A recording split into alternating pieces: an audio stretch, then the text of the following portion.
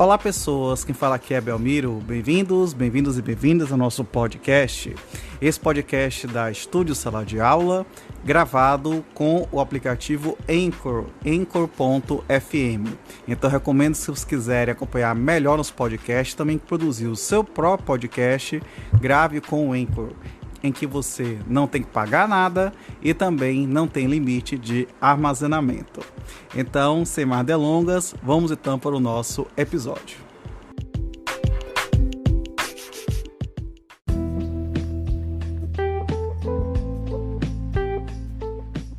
Olá pessoas, vamos continuar agora a nossa leitura interpretada do livro clássico, Clássico dos Clássicos, A Crítica da Razão Pura, de Hans Kelsen. E vamos retomar aqui o nosso conteúdo a partir do que nós falamos no episódio anterior. Então este é o episódio 2, que trata sobre este tema. Vamos lá então. Então, o comportamento humano, ele vai acabar sendo julgado, avaliado de acordo com uma escala de valores, de acordo com o próprio ordenamento jurídico. E isso vai ser, é claro, contextualizado com o tempo e com o espaço. Então isso é mais ou menos o que o autor vai falar aqui, que Kant vai falar, que Kelsen vai falar aqui no seu capítulo 1, que tá falando sobre a questão da própria validade.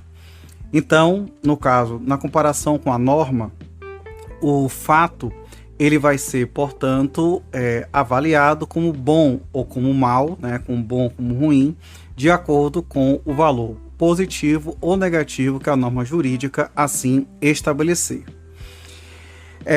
Dessa maneira, também Kelsen chama a atenção de que acho que talvez seja uma recomendação para o legislador ou para o direito como um todo, porque ele diz que, na verdade, essas normas, elas como é que se fala? Elas não podem ser baseadas em pessoas super-humanas, em super-homens, e sim em pessoas humanas que são falíveis, portanto.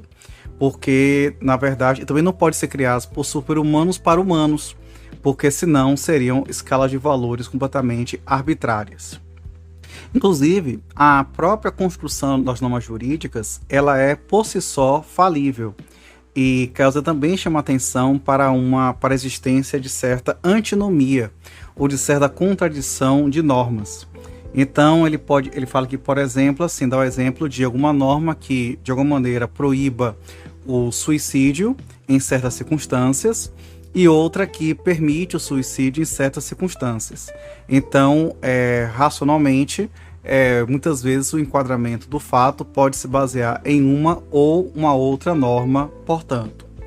Se, entretanto, a norma fosse criada por pessoas super-humanas, então, por um Deus, por exemplo, então essa norma acabaria tendo um sentido, vamos dizer assim, quase que impossível, por ser um sentido um tanto quanto mais universal e sem admitir algumas exceções. Seriam normas, portanto, de valores absolutos, porque as normas que são, no caso, desenhadas para as pessoas humanas, têm que ser normas de caráter relativo. Inclusive, para muitas pessoas, algumas normas jurídicas vão ser consideradas boas, outras vão ser ruins. Mas o fato é que, cientificamente, essas normas, elas, por ser construídas de humanos para humanos, elas vão ter a sua própria falibilidade dentro da sua própria construção, já que são normas que não são feitas por super-humanos. Por isso que Kelsen mais uma vez chama a atenção da necessidade de trabalharmos com a ideia das normas como sendo um dever ser, como sendo algo que deve ser cumprido, algo que tem que ser cumprido, não como algo que seja. Porque no mundo do ser, no caso. Porque, na verdade, a finalidade da norma é tão somente, no caso, tratar de forma objetiva alguns comportamentos, enquanto que não é, na verdade, algo que seja, por essência, um comportamento humano, porque senão aí a gente está trabalhando com uma realidade que não é concreta. Um conceito que Kelsen vai apresentar agora, que é bem interessante, é o conceito de julgamento de valor, ou julgamento valorativo. Então, o julgamento de valor, ele vai no contexto normativo é justamente a avaliação se um comportamento, se uma conduta está em conformidade ou está em desconformidade com a própria norma. E também temos uma coisa interessante, porque o julgamento de valor ele pode ser considerado, até por uma questão, ele usa já aqui algumas questões lógicas, como sendo verdadeiro ou falso, porque na verdade vai se referir com uma norma de uma realidade jurídica válida. Então, por exemplo, dá um exemplo aqui que um julgamento que, de acordo com a moralidade cristã, é considerada boa, no caso, para amar uma outra pessoa, e, no caso, também é boa para odiar os inimigos daqueles seus amigos. E ele fala que isso, na verdade, não é verdadeiro do ponto de vista jurídico, porque a norma válida cristã determina que, e não é só jurídico, mas aqui em sentido mesmo religioso mesmo, que na verdade que a norma ela diz que deve se amar não apenas os amigos dos amigos, como também os inimigos dos amigos, de acordo com o próprio cristianismo. Então, com isso, ele vai diferenciar que a norma ela pode ser considerada, no caso, verdadeira ou falsa, mas não, no caso, a norma válida ou inválida, no sentido de um comportamento. Se fosse colocado no caso, por exemplo, um comportamento, ele fala até da questão de roubo aqui. Então, digamos assim, é verdadeiro que, vamos falar de Brasil, que no Brasil o roubo é crime? É verdadeiro.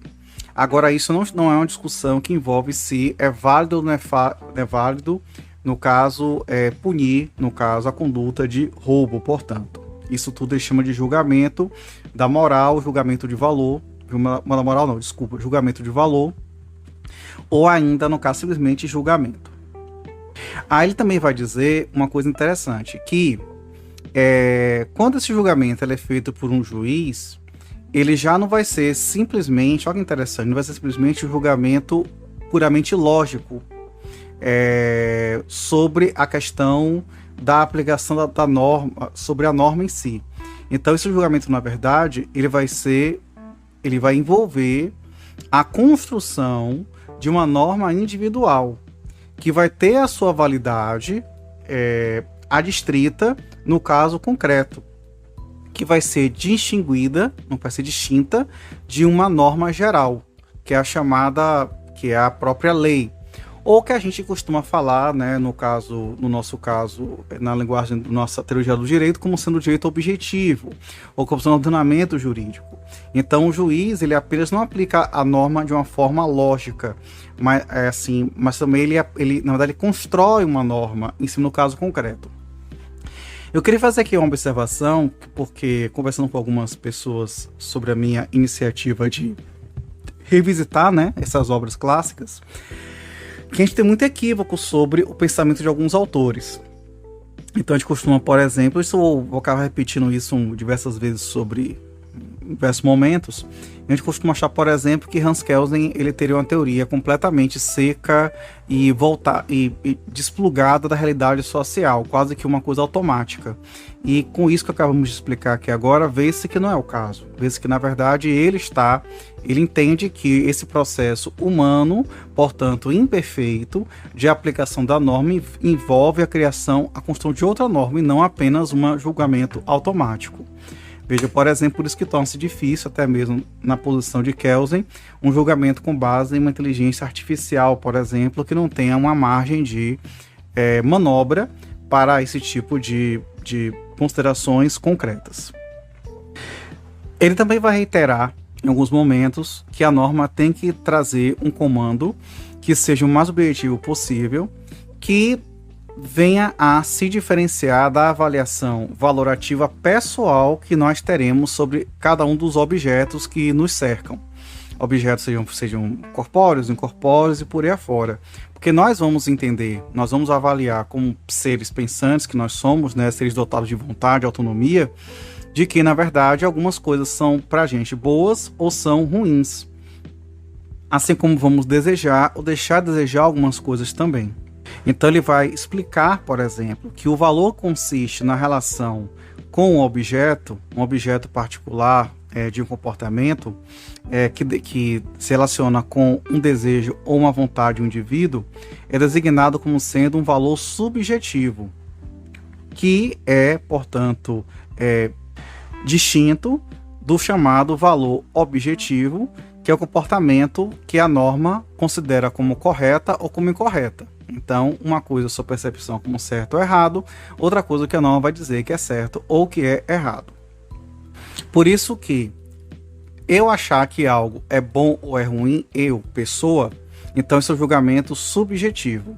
Agora, no caso, quando a gente joga para avaliação com a norma, o bom ou ruim é o bom ou ruim de acordo com o direito, de acordo com o ordenamento jurídico.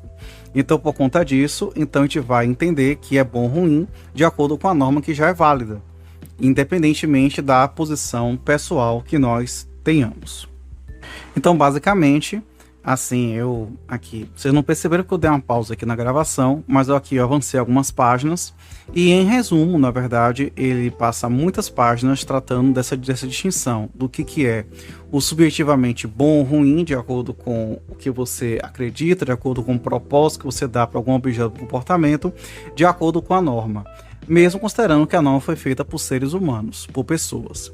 E também é bom lembrar, que a gente falou no episódio anterior, que apesar do dos legisladores serem pessoas e que criam, portanto, as normas em um certo contexto, as normas se descolam dele e continuam vigendo, mesmo que eles tenham morrido, saído do cargo, ou até pensem diferente, com relação ao processo legislativo, portanto. Então é interessante, e eu também suponho que Kelsen tenha passado aqui umas talvez 10 páginas explicando minuciosamente essas distinções, justamente em razão do esforço que ele está fazendo para tentar construir a teoria pura do direito.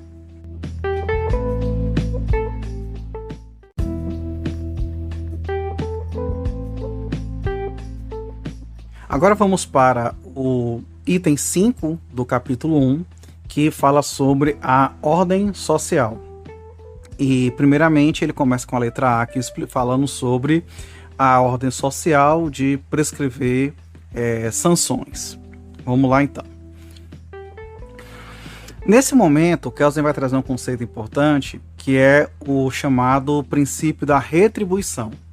Então, o princípio da retribuição, ele, na verdade, ele considera, e é engraçado esse aspecto, ele considera que tanto a premiação como também a punição são sanções.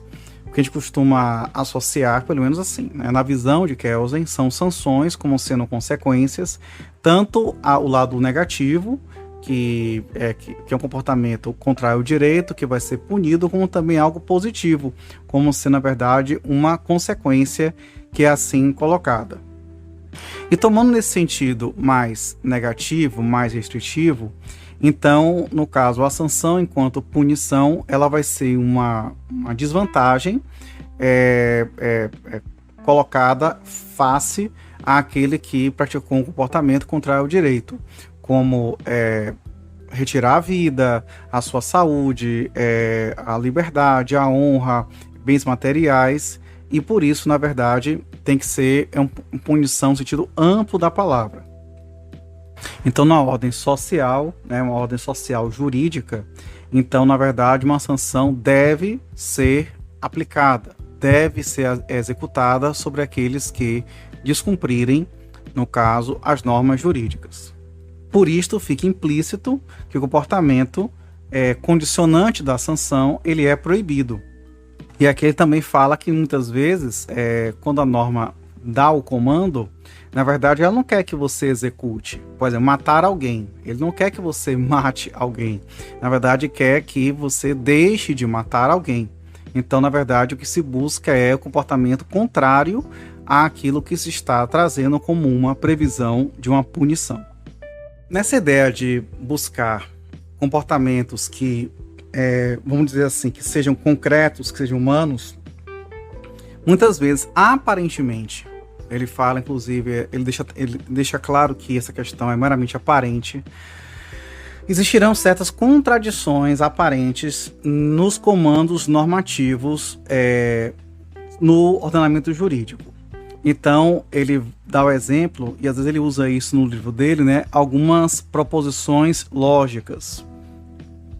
Utilizando, por exemplo, uma expressão assim: se A deve ser B, e uma outra que é se A não deve ser B. Então, se a gente olhar pela lógica, uma proposição exclui a outra, porque algo, né, que é esse A não pode ser obedecido ou aplicado ao mesmo indivíduo no mesmo tempo. Apenas um pode ser válido sob uma ótica lógica. Porém, essas duas normas, construídas de uma forma diferente, a gente já encontra uma outra possibilidade, que é justamente a seguinte: se A é, então X deve ser. E também, se não A é, X deve ser. E isto não seria mutuamente excludente. Inclusive, aquela primeira dupla que eu falei há poucos instantes, ela não pode ser aplicada ao mesmo indivíduo. Então, no caso, mas já nessa segunda dupla, que é se A é, então X deve ser, e se não A é, X deve ser, elas podem ser aplicadas no mesmo tempo, no caso, para a mesma pessoa. Então, sob uma ordem legal, essa situação pode existir no caso em que um comportamento humano, ao mesmo tempo, ele vai ter, na verdade, uma condição de dever e também de acabar tendo que ser, consequentemente, executado. E as normas podem ser válidas lado a lado. Como exemplos, ele dá, por exemplo, a descrição de, sem recair em contradições lógicas, de dois conflitos políticos, duas tendências, duas concepções finalísticas e por aí afora. Indo mais além, ele pode falar assim: a situação pode ser possível, mas politicamente ela não ser satisfatória. Consequentemente, das normas, ela pode ser considerada inválida ou poderia ser invalidada. Indo mais além, como a função das sanções na qualidade de punição, no sentido mais amplo, portanto, é justamente a aplicação de um mal sobre alguém que causou outro mal, que no caso que resistiu à própria aplicação da norma, ela é uma característica de ser um ato coercitivo, ela tem uma função coercitiva. Já falar, por exemplo, que se a gente olhar sobre a perspectiva sociológica ou psicológica, então no caso, uma premiação ou uma punição, ela na verdade ela acaba gerando o desejo pela premiação e o medo pela punição, que são os motivos para um comportamento socialmente, no caso, desejável. Mas, na verdade, o comportamento pode, no caso, ser condicionado através de outros motivos. E, no caso, a norma não vai entrar tanto nessa questão da própria influência, ou vamos dizer assim, no sentimento que as pessoas vão ter do beneficiamento ou da punição. Ele fala que as normas elas têm um papel apenas de dar esses comandos do que pode e do que não pode ser feito. Mais uma vez, comparando com outros conhecimentos para ou metajurídicos, então ele fala, por exemplo, que numa ordem moral, por exemplo, um comportamento pode ser considerado algo honroso ou algo, na verdade, desonroso. Mas isso, na verdade, apenas envolve o próprio sentimento pessoal do indivíduo e não é, na verdade, para a própria ordem moral em si. A ordem jurídica tem que se distinguir disto. Aí ele retoma aquela discussão que vimos no episódio anterior sobre efetividade da norma. Efetividade da norma, ela diz que a norma ela está funcionando quando, por exemplo, de fato a norma é capaz de vamos dizer assim, condicionar comportamentos positivos que as pessoas vão esperar justamente uma premiação e a norma vai evitar o comportamento negativo que as pessoas vão tentar evitar a punição. Aí o próximo tópico, que é a letra B deste capítulo, ele fala assim, desse subitem, enfim, ele pergunta, né, o título é uma pergunta, se existem ordens sociais sem sanções. Ele dá um exemplo das normas do conjunto normativo, melhor, do conjunto de regras morais. E ele fala, por exemplo, que ao invés de ter punições como é no direito, você pode ter um sentimento de desaprovação ou de aprovação da própria comunidade. Mas que apesar de não ser aquela sanção jurídica, mas é na verdade uma forma de sanção, pode ser interpretada como sanção. Ele fala inclusive expressamente isso aqui, porque muitas vezes é até mais efetiva, até ele fala essa desaprovação, aprovação da sociedade do que uma própria punição. Porque, por exemplo, vai afetar, ele diz exatamente nessas palavras, vai afetar a reputação de alguém, o que está muito ligado com o próprio instinto de autopreservação. Ele afirma que uma ordem moral, apenas moral, é possível sim sem aquelas sanções na formulação jurídica, porque se baseia na situação no caso de desaprovação ou aprovação. A diferença única, assim, mais relevante, é da prescrição de sanções, como sendo uma premiação ou ainda uma questão de punição. No outro item, o item C, ele fala, ele não pergunta, mas ele fala assim sobre, no caso, sanções imanentemente sociais e transcendentais. Mas explicando que as sanções prescritas por uma ordem social, elas podem ser, de um lado, transcendentais, de outro lado, intrinsecamente sociais. Sanções transcendentais são aquelas que vêm de um super-humano, de um ser superior, um Deus, por exemplo, e que, por isso, a ideia de punição ou ainda de desaprovação viria de um desrespeito a esta entidade superior. Isso é a questão transcendental. Se percebe essa consequência através de uma colheita mais rica ou ainda uma seca, a fertilidade, uma vida mais longa, e a punição, no caso, mais sobre a questão da morte, a uma doença e etc. E também ele também diz que essas sanções transcendentais, elas advêm não é só da crença individual, mas também isso é reforçado pela própria sociedade, que corrobora, que reforça esse tipo de ordem, sobretudo em aspectos, em organizações religiosas. As sanções que são intrinsecamente sociais são aquelas que não se relacionam com um Deus superior, com uma ordem superior, com um ser superior. Ele dá o exemplo sobre a questão da chamada vingança de sangue. A vingança de sangue é justamente uma ordem, advém de uma regra costumeira primitiva, que é a reação de que quando o membro, ele no caso, é atingido da comunidade, os seus parentes têm o direito de reivindicar uma vingança de sangue, né? Então isso para matar, no caso, a pessoa do outro grupo que provocou esse mal, porque o mal atinge não só aquela pessoa, aquela família, mas também todo aquele grupo outro. Vingança de sangue, também conhecida como simplesmente vingança também. Outra coisa, viu, gente? Assim, eu tô aqui passando aqui as páginas e ele fala várias vezes, ele realmente coloca, ele considera a sanção como um gênero no qual, de um lado, você tem como sanção para Kelsen é consequência, no caso do comando. Então, pode ser uma premiação ou uma punição, tá? Às vezes ele fala um sentido mais estrito de punição, às vezes ele fala um sentido mais amplo também. Interessante que nessa parte aqui ele fala até do tabu. Ele fala do tabu, né? Com aquelas práticas que são proibidas por aspectos tradicionais, né, de muito tempo. Isso vem de um sentimento nosso primitivo de que, ainda que muitos deles possam ser explicados cientificamente depois, mas eles vêm do ideal de autopreservação e vêm dessas sanções que são, ora transcendentais, normalmente são, ou inerentemente sociais. Mas não por serem sociais, necessariamente jurídicas. Saindo dessa questão social, vamos abrir agora o item 6, que ele chama de a ordem legal. E tem um subitem A, que é chamado assim, o direito, uma ordem do comportamento humano. Então ele começa dizendo que a teoria do direito precisa começar definindo o seu objeto. Então, para a gente conseguir isto, tem que ter uma definição do direito em si, que é convenientemente ser utilizada como sendo do uso da linguagem para determinar o que significa a palavra direito. Bom, Só por cautela, pode ser que depois eu explique ou me retifique, mas como eu estou usando essa obra em inglês, então ele usa a palavra law, né? Law.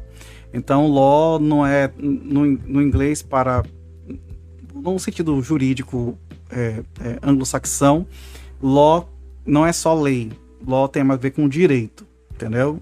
Então, mas vamos seguir aqui como é que ele vai interpretar isso. De fato, confirmando, ele fala aqui que law para no caso, para a língua inglesa, recht para a língua alemã, droit para o francês, direito para o italiano, direito para a gente e por aí afora. Então, é preciso, na verdade, entender. Então, ele fala que a tarefa, neste momento, é examinar se esse fenômeno social, que é chamado de law em um lugar, de recht na Alemanha, de droit na França, se ele é igual ou se ele tem concepções diferentes. Então, na verdade, ele agora vai pretender agora investigar essas semelhanças ou essas diferenças. Numa síntese preliminar, ele diz que todos esses fenômenos sociais são chamados de ordens de um comportamento humano. E pela palavra ordem, se entende como sendo um sistema de normas cuja unidade é constituída por uma validade normativa que advém de uma norma básica. E essa norma básica, ela na verdade, essa norma básica, ele fala basic norm. Então essa norma básica é que dela vão derivar todas outras. Eu sei que nas traduções para o português a gente fala muito disso como sendo norma hipotética fundamental. Mas assim, como eu estou pegando essa obra, então eu vou usar como o autor utiliza na tradução literal, que é norma básica. A gente vai pegar, portanto, uma norma qualquer, não uma norma específica, que é uma norma válida, porque se ela corresponder ao conceito de direito e for parte de uma certa ordem legal, ordem jurídica. E que ela, sendo parte de uma ordem jurídica, porque ela tem validade de acordo com essa norma básica que advém dessa própria ordem jurídica. Seguindo um pouquinho por outro ângulo, ele diz assim, que como as normas de uma ordem legal regulam o comportamento humano, no primeiro momento, isso pode parecer que só se aplica à ordem de povos civilizados, vamos dizer assim, civilizados como sendo a distinção de sociedades primitivas. Na definição de Hans Kelsen, sociedades primitivas são aquelas que se aproximam de um comportamento mais próximo de animais, e na verdade, e também ele fala que, inclusive, será que os animais, por exemplo, podem ter uma ordem jurídica, ordem legal? E no caso, e se a gente for ainda adiante, pode pensar até em animais, no caso, em objetos inanimados, inclusive. Pode parecer esquisito, mas ele está exemplo assim, que na Bíblia mesmo tem um exemplo de um touro que no caso, touro que por ter matado um homem deveria ser punido. Na Grécia Antiga, em Atenas, tinha uma corte especial, no caso, que julgava aspectos de ferimentos causados por objetos, por lanças, etc. Aparentemente aqui na explicação dele, como se fosse assim, independentemente de quem provocou isto, na Idade Média, que era possível processar um animal, como um touro que tinha causado a morte de um homem, ou ainda um inseto que tinha destruído, ou ainda um enxame que tinha destruído, no caso, uma lavoura. E esses seres, esses animais, eles eram acusados, eram julgados e cumpriam sanções como se fossem iguais aos seres humanos também.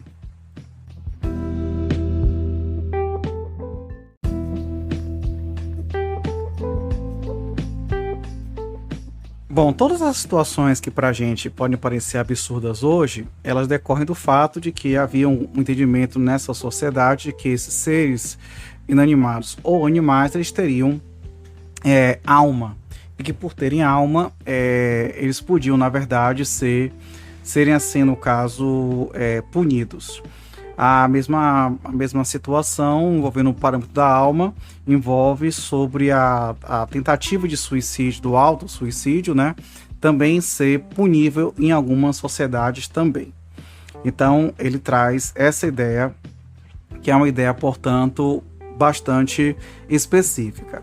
Também outra situação é que, às vezes, as condutas, as normas, elas podem se referir, no caso, a comportamentos, no caso, de proteção de pessoas, mas também de condutas omissivas ou comissivas que possam ser relacionados com essa ideia de serem, no caso, envolver a própria sociedade. Então, para resumir, a primeira característica em comum a todos esses fenômenos jurídicos é que, na verdade, a palavra lei tem a ver com regulação do comportamento humano. E a segunda característica está na presença de ordens coercitivas. Então significa que a ordem coercitiva é a reação diante de certos eventos, no caso, que não são desejáveis diante de uma certa sociedade, em relação a alguns comportamentos humanos, portanto, que vai trazer a própria responsabilidade individual e com algum tipo de mal. Esse mal que vai ser um mal, no caso, patrimonial, pessoal e outros tipos de mal, de males também. Por isso que a ordem coercitiva, ela autoriza um certo indivíduo no caso, a aplicar um ato coercitivo, diz que vai sancionar outro indivíduo. E a sanção é descrita pela ordem, descrita pelas ordens legais, que são inerentemente sociais, porque elas são organizadas em cima dessa conduta e não de seres superiores, portanto. Ao prescrever atos coercitivos, a ordem legal pode não ser algo encarado como sendo algo pessoal, mas na verdade uma própria reação da própria comunidade que é assim estabelecida, que vai interpretar esse tipo de sanção. Inclusive, para que a coerção ela se mostre, para que a sanção ela tenha um caráter coercitivo determinado, às vezes é necessário que se aplique uma força física. Ele já compara que nas ordens sociais modernas existem sanções que são consideradas como premiações. Agora ele chama a atenção aqui da sanção como premiação, que isso não é um elemento comum a todas as ordens sociais designadas como direito. Então, por isso que a sanção premiação não é algo, no caso, essencial para o conceito de direito. Então, para o conceito de direito, a sanção premiação ela estaria fora. Então já esclarece aí uma dúvida que a gente estava tendo aqui na leitura do livro. Outro ponto importante é que o poder coercitivo que vai ter, no caso de aplicação, é que vai distinguir o direito de outras ordens sociais, como a ordem moral, por exemplo. Porque a força é justamente a possibilidade de execução da ordem, independentemente da vontade individual daquele que é objeto da sanção. Se ele resistir, a força física, inclusive, será aplicada. E a força física chama-se de coerção. Inclusive tem uma frase aqui que está meio solta, mas fala assim, que os atos coercitivos prescritos por uma ordem legal como sendo sanções. Deve ser um subtópico aqui. Há um detalhe importante que a gente também costuma falar muito quando a gente dá aula, quando a gente bate papo sobre algumas questões. Que na verdade, assim, quando a pessoa ela segue o comando da norma que é proibida, na verdade ela está descumprindo a própria jurídica. Porque quando fala, como já falou até antes, quando fala assim como alguém mata a outrem, então por subsumir-se àquela norma, então na verdade ela está descumprindo a própria ordem jurídica. Está, no caso, justamente o que se quer é o contrário, que é justamente evitar que isso aconteça. Uma outra característica também comum a todas as ordens jurídicas é o monopólio da força para o uso ou aplicação da lei. Então ele diz aqui que embora muitas ordens legais às vezes concordem que o uso da força ela tem que ser atribuída à ordem legal, Vai haver uma variação em que maneira esse monopólio da força vai ser utilizado. E ele fala que ele diz assim, que um traço evolutivo de ordens jurídicas que são mais primitivas para ordens mais modernas é que justamente o uso da força, ele é paulatinamente desautorizado de uma pessoa para outra pessoa, vamos dizer assim, um exercício das próprias razões, que é até um crime no Brasil, no caso, para ir cada vez mais para o monopólio do próprio Estado. Mas ele fala ordem jurídica. Também ele chama atenção com relação a esse uso da força poder ser centralizado ou descentralizado. Na modalidade descentralizada, os indivíduos estariam autorizados a usar a força em certa medida, através de uma divisão do trabalho que a lei estabeleça para que alguns possam utilizá-lo.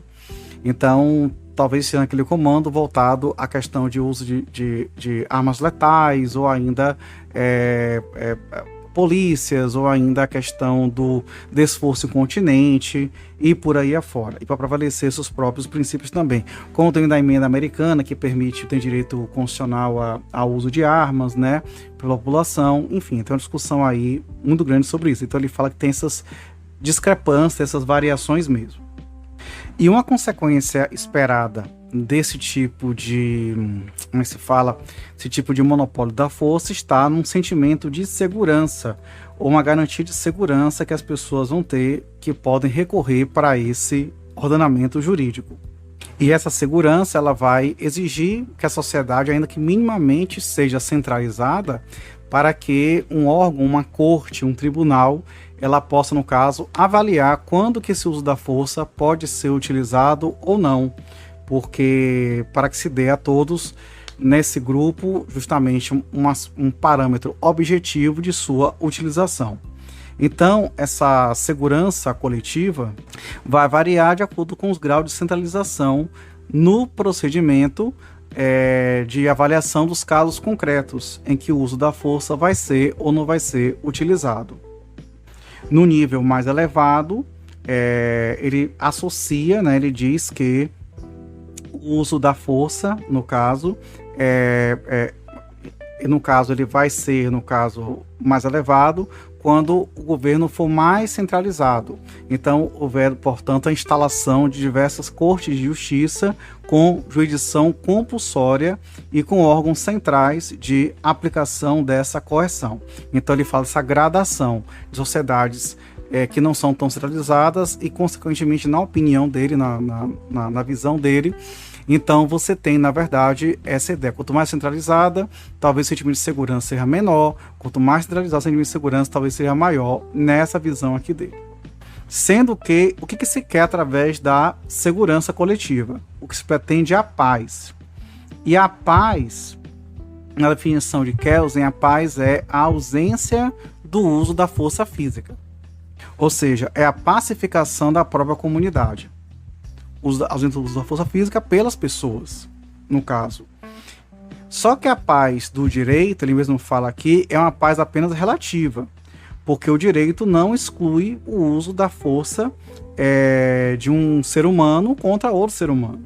Então, o direito, por um lado, não é uma ordem sem força alguma, porque senão seria uma utopia anarquista, mas o direito, ele, na verdade, também ele tem que buscar essa segurança para ele conseguir garantir esta força, ou garantir essa paz, no caso.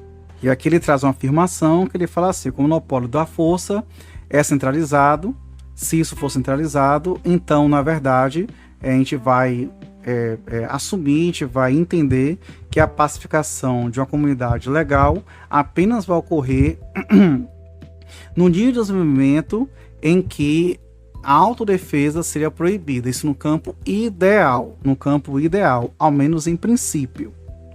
E como manifestações dessa afirmação, ele fala que isso só será possível na medida em que, no caso, se a gente, por exemplo, tenhamos cortes que consigam perceber de forma objetiva as condutas, na medida em que seja uma violação ao direito quando o indivíduo é autorizado para usar a força contra outrem, na medida em que o uso da força contra outrem também, ela, no caso, tem que ser prevista uma sanção, e na medida em que a vingança de sangue, ele acaba, na verdade, sendo, portanto, proibido. Então, ou seja, tudo que for oposto a isso, a sociedade é primitiva e não terá o ideal da própria segurança. E um detalhe que ele falou lá atrás, eu acabei não falando expressamente, mas ele fala assim, que ele também é totalmente contrário com a forma de escravidão, com a forma de diminuição da vida de pessoas que sejam estrangeiros, portanto, porque todos são pessoas humanas e que, portanto, merecem essa proteção. E ele até fala agora aqui de que, embora a guerra ela não seja proibida pelo direito internacional nas relações dos estados, bom, na verdade, é porque ele escreveu isso, talvez, num contexto fora das normas da ONU, mas tudo bem. A gente não pode também entender que no caso, que esse uso deve ser abusivo, portanto. E ele conclui essa parte dizendo o seguinte, que na relação entre moral e o direito, existem, claro, valores comuns que são relacionados entre valores morais e jurídicos, mas o mínimo que se quer do direito é a paz. Então é isso, na verdade, que se visa atender na visão de Kelsen. Porém, ele chama atenção. Antes ele falou de uma forma, acho que hipotética. Ele chama atenção que o princípio da autodefesa, ele não pode ser eliminado completamente. Ele deve ser apenas limitado. Ele fala que mesmo nos estados contemporâneos, então, nos quais a centralização tem atingido os mais altos graus, né? Então, o mínimo de autodefesa, legítima defesa, no caso, vai continuar existindo. Além disso, ele fala que mesmo em ordens mais evoluídas, existe algum tipo de sanção. Ele fala até de uma coisa aqui que no Brasil já é ilegal, que é a questão da lei da palmada, né? Ele dá o exemplo aqui dos castigos corporais que os pais podem aplicar sobre os filhos. Mas ele está falando que isso deve ser limitado e que não pode prejudicar a saúde dos filhos, etc. Aí ele meio que fala que isso hipoteticamente é possível, mas que deve haver uma tendência de abolição e de se tentar evitar esse tipo de conduta, para não prejudicar a saúde e a economidade física também dos próprios filhos também. Também fala de professor também, porque na época dele os professores batiam, né, nas crianças, enfim. Aí ele vai começar agora um outro tópico chamado de, ele fala assim, atos coercitivos além das sanções. Ele passa aqui várias páginas, dando vários exemplos de situações em que o uso da força pelo Estado ele é feito, mas que não decorre do comportamento humano. Ele fala, por exemplo, ele dá alguns exemplos aqui, mas eu vou dar exemplos também contemporâneos. Por exemplo, na questão do confinamento que tivemos que passar na pandemia, por exemplo. Não é porque a gente está sendo punido, mas é porque é o uso da força para determinar um bem maior. Entende? Então é uma força, mas que não é uma força sanção, é uma força, na verdade, que vem desse poder estatal. Também ele fala, por exemplo, aí ele dá um exemplo da questão de, também falando sobre epidemias, fala às vezes que você tem que,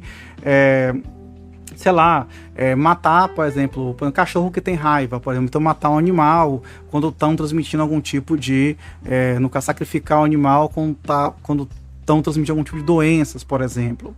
Então ele falou alguma coisa, ele falou de algo que parece ser tipo prisão cautelar, que para poder então pega um suspeito e aí então para poder então se fazer uma investigação na medida, é claro, que isso possa acontecer. E ele também já reconheceu que em estados totalitários isso pode ser algo abusivo também. Mas ele fala que esses atos coercitivos, eles não necessariamente serão sanções. Desculpa, não é que não serão necessariamente sanções, é que não são sanções, ou seja, ele afirma que é possível sim haver atos coercitivos que não são representações de sanções.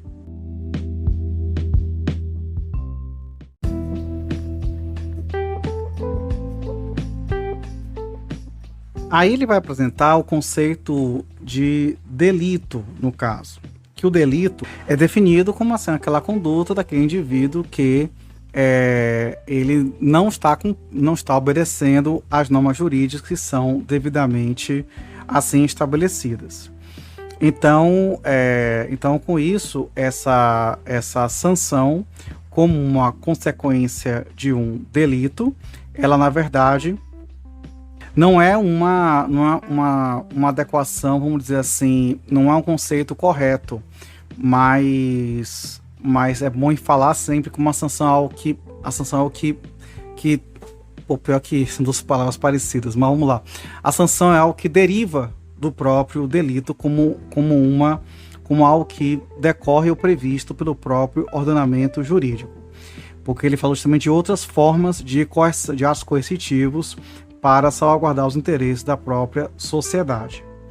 Então, o conceito de sanção, entendido num sentido mais amplo, é o monopólio da força de uma sociedade legal, que é formulado pela alternativa a seguir: o uso da força de uma pessoa sobre a outra, ou pode ser um delito, ou pode ser uma sanção. Ou seja, pode ser algo provocado contra o direito, ou pode ser, na verdade, algo de acordo com o próprio direito. Em outro tópico, ele vai se referir ao chamado mínimo de liberdade. Então, numa sociedade que prescreve sanções, o direito regula o comportamento humano de dois caminhos. Um no sentido positivo, determinando comportamentos e por isso proibindo comportamentos opostos, né? E no sentido negativo, por não proibir ou não atribuir sanções a alguns outros comportamentos.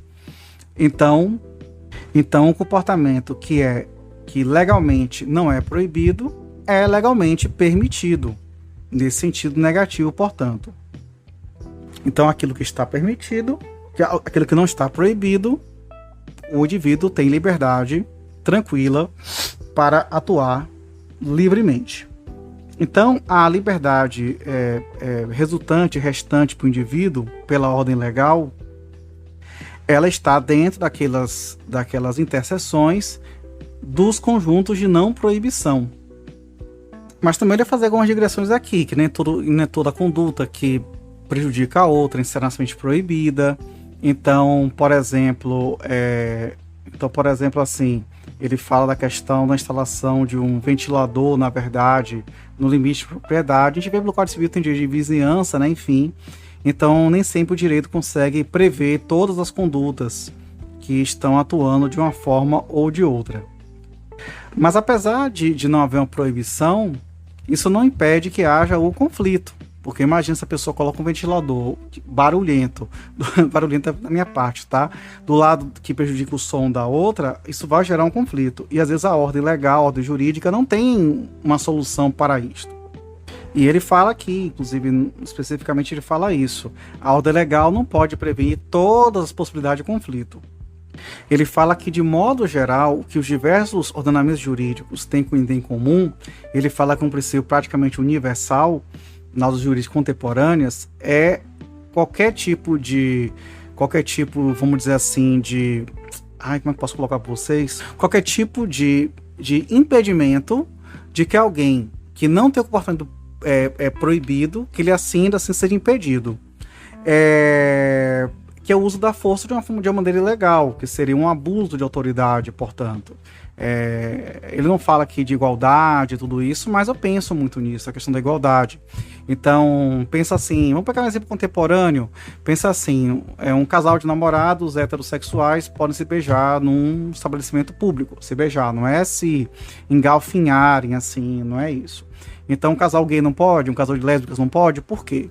Então, ele não fala disso aqui, mas seria mais ou menos isso. Então, essa ideia, mas pode gerar um conflito, porque não é que tem que o preconceito existir, mas por conta de um aspecto relacionado, vamos dizer assim, justamente as pessoas podem às vezes interpretar a sua maneira e quererem buscar prerrogativas que a lei não prevê. E aí ele vai definir como um mínimo de liberdade que é a esfera humana da existência que não sofre a interferência de comandos de proibição e que por isso ela está, portanto, reservada. estaria dentro do mínimo existencial, talvez, né? Ele até chega até a afirmar, bom, aí é uma afirmação do autor, não vou concordar nem discordar, estamos aqui escrevendo isso. Ele fala que mesmo em ordens altamente totalitárias existe uma liberdade que é inalienável. Bom, enfim, vou deixar que vocês reflitam sobre isso, mas bora lá. Mas ele fala, aí é uma coisa que é importante, que a gente achar, pô, ele tá, né, viajando, mas ele fala o seguinte, que a liberdade, ela não é somente a ausência de proibição, mas a liberdade também pode ser constitucionalmente garantida pelas chamadas, ele fala pelas tão denominadas liberdades civis, que são afirmações do que se pode fazer, né? Isso é estabelecido através de mandamentos que estão em documentos jurídicos sobre isso. Outra situação também que envolve também nas normas constitucionais que delimitam a competência do legislador para atuar em alguns temas. Por exemplo, no Brasil a gente sabe da questão da competência constitucional, que tem alguns ângulos, a competência da União, dos estados, municípios e por aí afora. Bom, aí agora temos o item C, que é chamado de a lei ou o direito como uma norma coercitiva. Vamos lá, tá? A lei como uma ordem normativa coercitiva. E aí outro nome que está dando é a comunidade legal e uma gangue de ladrões. Vamos lá então. Ele começa logo afirmando que muitas vezes o direito é caracterizado como pela afirmação de que ele comanda o comportamento sob a ameaça de certos atos coercitivos, sobre atos que são sobre certos males, para que as pessoas temam que sobre elas venham pairar alguns males, né, aquelas consequências jurídicas. Essa formulação ignora o significado normativo de que esses atos, em geral, são estipulados por uma ordem legal e que essa ameaça de um mal deverá ser infligido sob certas condições. Então, com isso significa, usando o DVC mais uma vez, que o mal deve ser infligido sob certas condições, ou seja, DVC. E que não quer dizer uma possibilidade, que deveria ser aplicado, mas que deve ser, é um dever de aplicação. E aí por isso que ele faz essa comparação de que esse comando, que na verdade, no caso de que haveriam, no caso, consequências, então não diferem, sem se considerar um contexto dele, de um comando de, sei lá, de um tribunal do crime, por exemplo, e um comando de uma ordem jurídico-legal, por exemplo. Que a diferença apenas estaria no objetivo, né, no significado objetivo da descrição do comando, porque, na verdade, você tem contextos que são diferentes, mas com relação à fórmula, ela é muito próxima. Porque, obviamente, aqui é a comparação meramente didática, tá? Ele fala isso, ele diz o seguinte, que o direito tem que ter feito por tribunais e não por esses órgãos ou entidades paralelas, como aqui a gente falou da questão do Tribunal do Crime, por exemplo. E, mais uma vez, ele chama o papel da Constituição como sendo o único lugar básico do qual todas essas normas elas passam a ter uma validade, passam a ter esse tipo de consequência, e que as autoridades que podem aplicar, no caso, essas normas, elas têm que ter previsão constitucional. E essa pressuposição, ela inclusive, ela pode até não estar expressa na Constituição, mas ela é baseada em decorrência dos próprios princípios constitucionais. Lembra, por exemplo, do artigo 5º da Constituição Brasileira, que fala que os direitos garantidos na Constituição, parágrafo 2º, não exclui outros que o próprio regime assim decora. Isso aí é puro Hans Kelsen. E ele traz aqui numa frase, que a norma básica é a razão para a validade da ordem legal, e se refere apenas à Constituição, que é a base da efetiva ordem social. E a norma não pode trabalhar isoladamente, mas dentro de um sistema normativo, que isso, inclusive, vai ter justamente essa... que ele já falou em algum momento sobre a conhecidíssima pirâmide, né, de Hans Kelsen, que isso vai ser estabelecido. Só um comentário, estou passando aqui por uma parte do livro que, meu Deus do céu, ele está dando 10 mil exemplos da comparação de por que uma gangue de ladrões não pode ser considerada um aspecto jurídico ou um tribunal. As proposições são válidas, eu vou deixar que vocês avaliem isso no próprio livro dele, que eu espero que vocês leiam, né? Mas assim, é bom que a gente mantenha essa questão voltada para essa questão básica, que é da questão de uma ordem constitucional. Ele também acaba mencionando, ele falou aqui que ele não ia entrar muito no direito internacional, mas ele fala de um direito internacional, no caso, positivo, tá? Justamente como forma... E aqui é até interessante essa digressão dele, que ele fala, por exemplo, uma forma diferenciada, pirataria, por exemplo. Então ele acaba defendendo, na verdade, um direito internacional mais amplo, como sendo normas presumivelmente constitucionais, mas aqui uma Constituição não necessariamente escrita, mas uma Constituição, na verdade, baseada em uma pressuposição, em uma decorrência desses preceitos de convivência, que envolvem o quê? A segurança, né? E o que é a segurança? Garantir a paz. É interessante porque nesse momento a gente costuma muito apedrejar Kelsen, mas Kelsen, se você pega, por exemplo, os objetivos da Carta das Nações Unidas, que criou a ONU, ela diz que o objetivo da ONU é preservar a paz, né, mundial. Tudo bem, esses critérios aí, a gente fica às vezes duvidando um pouco disso, mas de fato essa é a ideia. A segurança quer dizer preservar a paz social. E após muitas e muitas páginas, ele acaba dizendo que o direito ele é uma ordem coercitiva distinta da gangue de ladrões por conta do seu conteúdo, porque a justiça, na verdade, ela tem que ser feita para atingir uma ideia de paz social e não por conta de outros aspectos, como também ele vai voltar a falar a questão divina, e ele também fala do perigo que é você trabalhar divino de quem, né? De uma concepção judaico-cristã, de outras, e aí então a gente pode, na verdade, levar outras questões. Ele fala aqui, já falou sobre direito romano, que em algum momento negou algumas características cristãs, por exemplo. Tem até um livro até de Kelsen que foi muito interessado em ler, que foi sobre direito comunista. Então ele falou, por exemplo aqui, ele está aqui citando, né, que é diferente do ponto de vista do ideal de justiça no comunismo, com a ordem coercitiva da União Soviética, do ponto de vista diferente do ponto de vista capitalista, portanto. Então esse conceito tem consequências